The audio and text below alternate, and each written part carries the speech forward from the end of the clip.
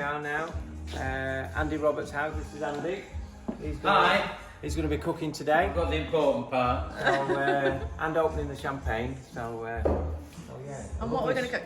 A lovely summer day, a paella day. Paella. And we're going to eat it outside in the garden. I see, that looks good. Now, have you ever cooked a paella? No, I've never cooked paella. Oh, this is our resident expert paella. Yeah, I've had plenty. Ladies first. Ladies first. Yeah. I never forgot as well. It loads it in, doesn't it? Yeah, that is a nice sized pan. Yeah, it's loads. Yeah, and it's on the middle burner, so it gives off a lot of heat rather than just... Are we on then? Are you at it? We're at it, yeah. Yeah, we're on. Right. We're on. See, there's some paprika there. Is that smoked paprika? Yeah, Yeah. but I've already put it in the stock as well. Right, okay, and the stock is... Stock is there, so it's fish stock Right. with saffron, paprika, mixed herbs, just in the fish stock. And I made that yesterday, so that's just been matured and matured. Okay.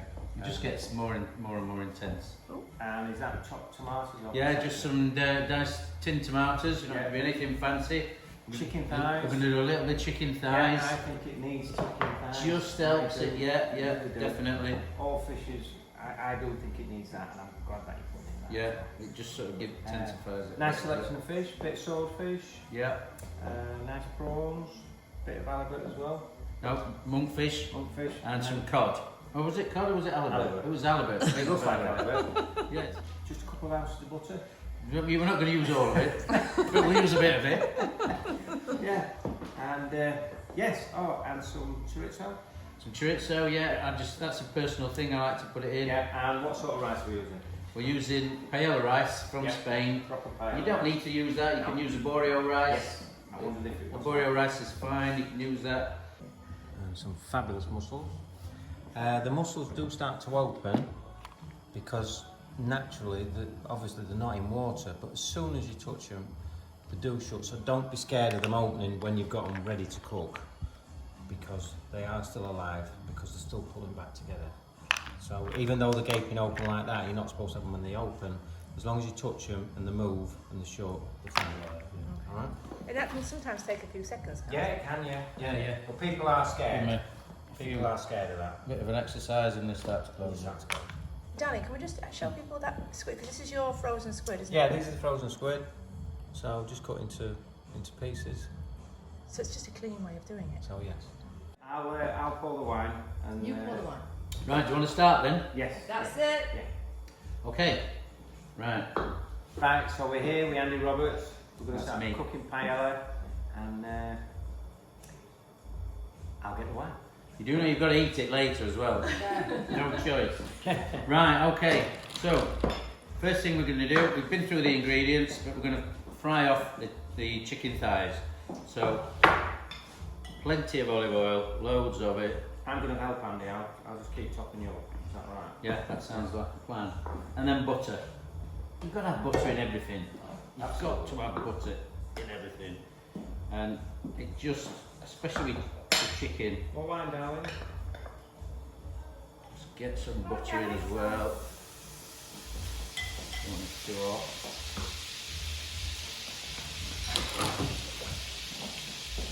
So plenty of butter then. Plenty of butter, plenty of olive oil. The butter won't burn, but the olive oil stops it burning. So we'll get rid of that. So then, the obvious, loads of salt and pepper. So, loads of salt and pepper. White pepper at this stage on the meat rather than black pepper. Right. Okay. Oh, is that stronger, Andy? White pepper. It's not so much, it's not stronger, it's just that when you're doing a fish paella, it's really easy to lose the flavour of the fish. Because obviously fish is quite delicate, so you can put too many other things in it. So you can have too much strong pepper, too much chilli, and it loses the flavour of the fish. So for me, I always try and make it a little bit milder. So we'll fry the chicken off, and then we'll so we're just going to fry it off and then take it out. Again, everything wants to be at room temperature. You don't want anything out of the fridge. Yeah. Obviously, because then your meat relaxes and it's much nicer. Anyway, cheers, folks. Yeah. This is so simple to do at home. One of the nice things about this is you can use leftovers. So if you've got a pepper in the freezer, you've always got a tin of tomatoes, you've always got an onion. If there's bits of fish left over, you can use tail end bits of fish. If there was a bit of chicken somewhere, you don't have to go out and buy special ingredients. So whatever fish you've got left over, there's always got a bag of frozen prawns somewhere. So you can make this. That was the whole idea of a paella. Paella started, obviously, as a Spanish farmer's dish. So they used to be done in the fields for the farmers, and it was all these sort of leftover ingredients, and that's how it started. Yeah. This is a bit like a Valencian paella as well, but the only thing we haven't got is some snails. I thought I had, but gone out of the freezer. I don't know who got them. Who would mix snails out of the freezer? So what we're doing, just to colour it a little bit, put a bit of colour on it. Yeah, because it's going to cook later in the, obviously in the stock. So that'll give you some nice flavours in the pan now. Yeah. So normally as well, I'd like to use a chicken stock as well as a fish stock, but we're going to get that from this. Right. Yeah. So especially like you said, the thigh meat is the best. Oh, That's yeah. chicken meat. Yeah. So that's all we've done there is with that. What I'm going to do now, I'm just going to colour one side of the prawns. Right. Okay. Reason being is later because I like to sit them in the top. Yes. So if I sit them in the top, pink side up, then I don't have to move them again. Yeah, so then just we'll part of the cook. presentation. Yeah. So I just like to do that. Yeah. But I'm going to stick onions and garlic into the mix now. So plenty of onion. Lots of onion and garlic. Plenty of onion. This will do about 10 people. So there's 3 onions and there's 4 or 5 shallots in here. So again, so we're going to do these prawns, salt and pepper. There is bang on about it, but salt and pepper really. Yeah, you do need a lot. You do need nice bit of salt in prawns to make them taste or something. I think anyway. Yeah, I totally agree. Turn the heat down a little bit. We're just going to sit them on top, and all I'm going to do is colour or slightly cook them on one side.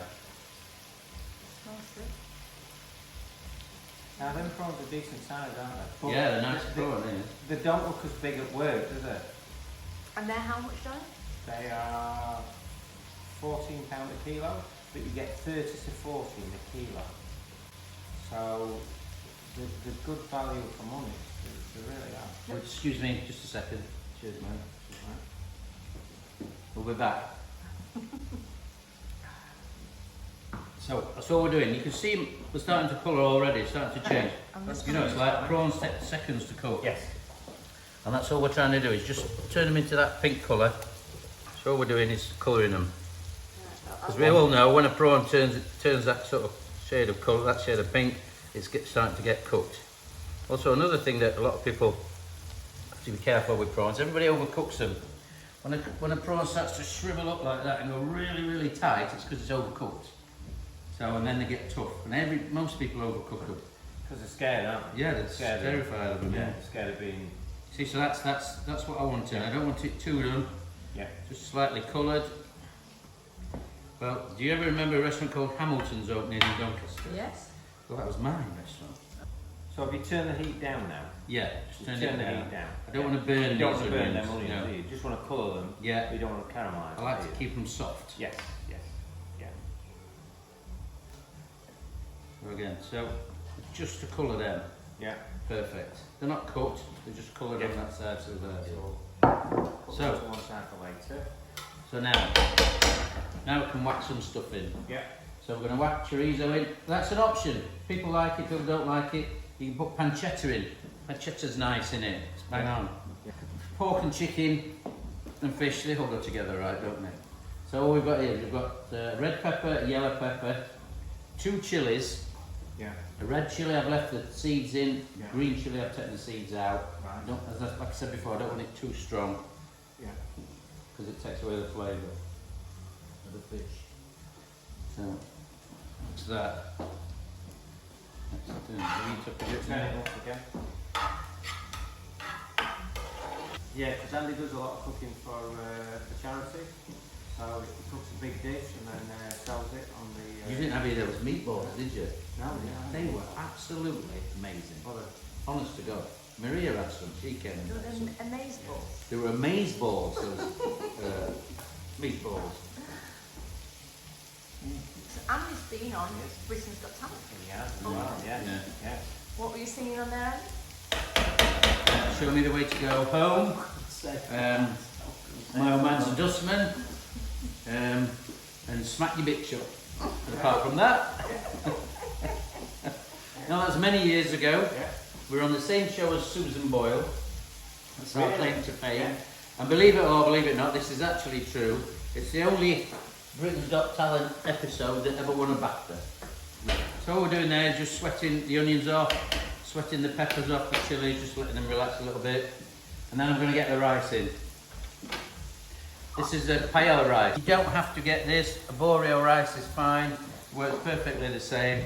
It's just the same as a Boreo rice. Right, okay, people.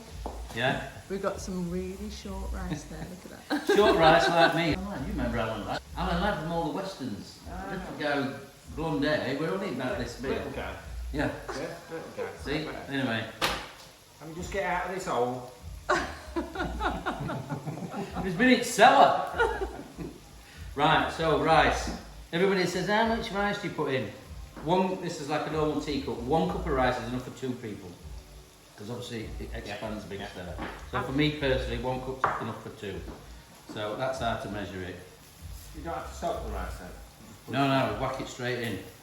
So this rice, which I like to fry it now, is going to pull up the butter, it's going to pull up the garlic, and it's going to pull up the olive oil and the onions. It's going to start to take all that into it. So that'll soak into the rice? Yeah, so we fry it off just for a few minutes, just like this, before we put any stock in. Yeah. Put some heat on it a little bit. So remember all that butter and that oil we had in there, it's all gone. So it's all getting soaked up by everything, so it's going to be amazing. I can't wait. It'll be nice. I'm just Great story to this pan. I nicked it. It was, you remember the boating at Sprotborough? Oh yeah. Well, Barry Bowes, a great friend of mine many years ago, used to obviously have the boat in. He said, Barry, can I borrow a big pan? Yeah, so he lent it me. And obviously I never took it back. It's a bit like tools, isn't it, really? It's a bit, yeah. Yeah. You know what I mean? Have you got and then it never gets back. No. And it's obviously cherished it, so obviously.